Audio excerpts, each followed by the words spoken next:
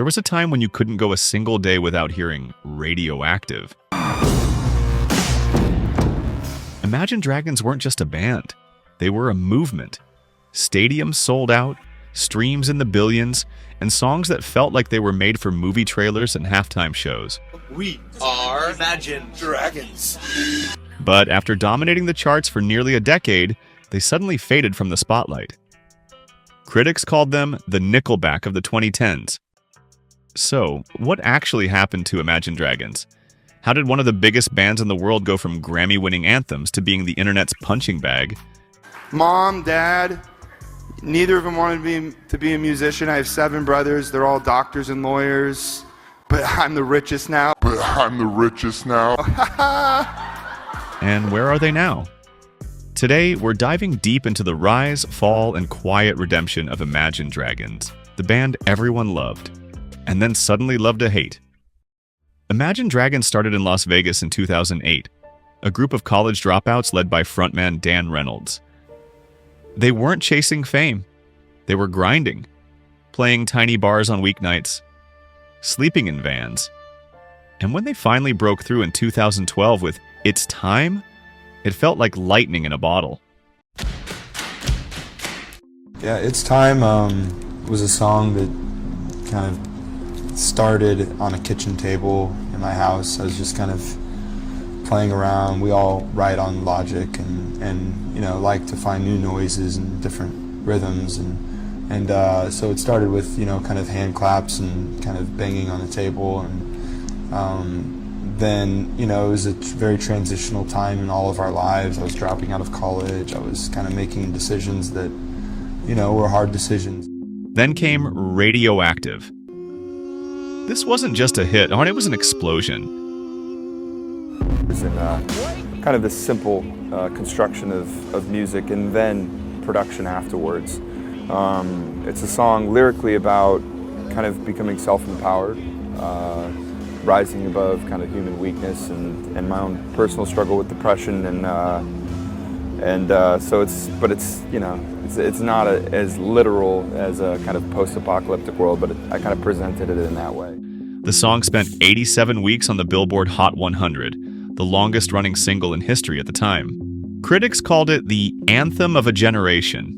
But here's the thing, Imagine Dragons didn't stop. While most bands take years between albums, they dropped Night Visions, then Smoke and Mirrors, then Evolve, and each one had hits. Songs like Demons, Believer, and Thunder. By 2018, they weren't just a rock band, they were a brand. Every commercial, movie trailer, and sports montage had that sound. Pounding drums, emotional vocals, and lyrics that felt like self-help mantras.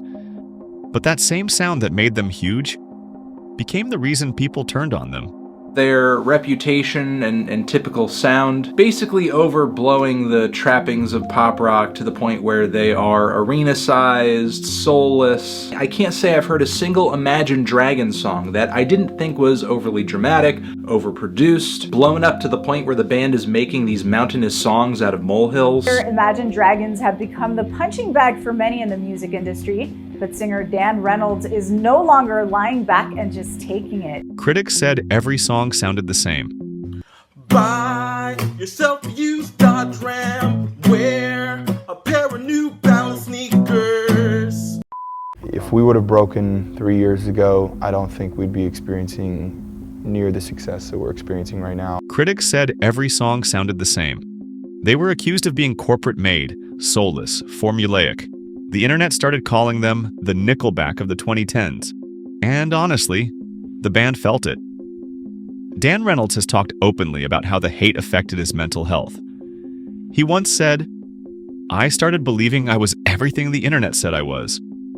Fake, cringe, overrated." Imagine Dragons were no longer the underdogs. They were the mainstream. And the mainstream always gets hated eventually. Behind the scenes, things weren't as picture-perfect as the stadium lights made it seem. Dan struggled with depression, chronic illness, and the pressure of being the face of a band everyone loved to mock. You'll see so many people in your life who will be on a stage, who will be in the photographs that you see online, who look like everything is perfect and put together. It's a lie. Every single person you see is struggling. Every single person you see is hurting.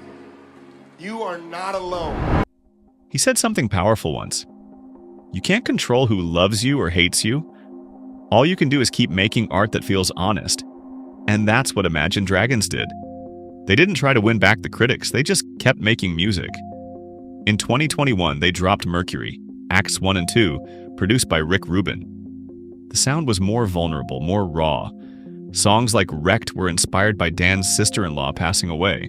And also about someone else in my life who passed away as well over the last few years. Ah, man, look what you've done. No, it's okay. This is the beauty of music, though. Follow You was about forgiveness.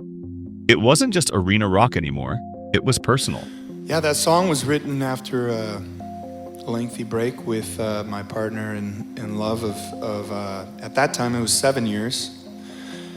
And we went through a pretty difficult separation that was going to most likely lead to a divorce. And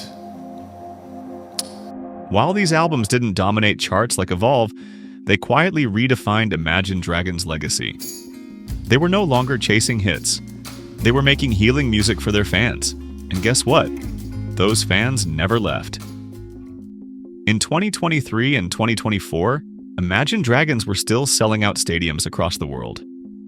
They crossed over 100 billion streams on Spotify.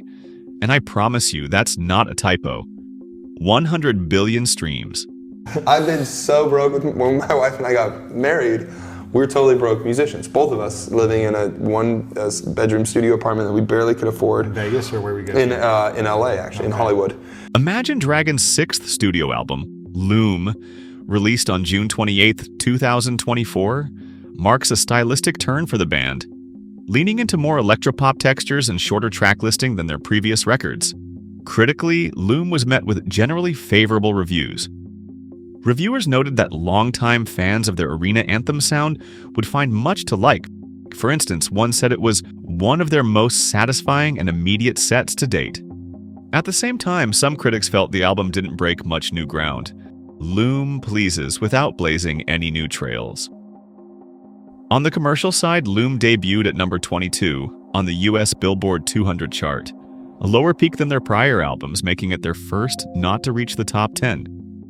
Today, Imagine Dragons are still together, still touring, still breaking records quietly in the background.